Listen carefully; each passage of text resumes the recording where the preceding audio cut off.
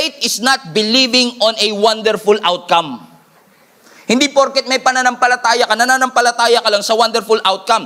Faith is actually confidence in the Word of God. Faith is actually believing in the truthfulness of God. Faith is believing in the truthfulness of His Word. When you have faith in Him, you trust the Lord. Kahit hindi maganda ang sitwasyon, I have confidence sa mga pangakong binitawan sa akin ng ating Panginoon.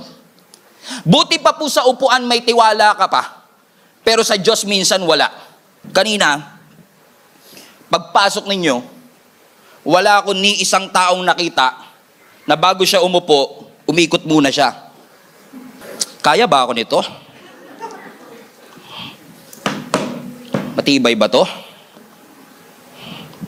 Baka bumigay ito ah. Wala ako nakita. Pagpasok niya kanina, besta na lang kayo umupo. Walang tanong-tanong. Buti pa sa upuan, may tiwala kayo, wala kayong tanong. Pero minsan sa Lord, ang dami mong tanong.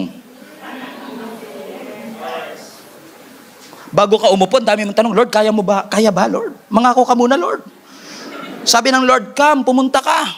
Walk on water. Lord, promise ka muna, pag nalunod ako, sasagapin mo ko. Buti pa sa upuan, may tiwala tayo. Solid ang ating pananampalataya. Pero minsan sa Panginoon, we're losing our faith. We don't trust Him. No wonder we don't have peace. Because we cannot even trust God in the first place.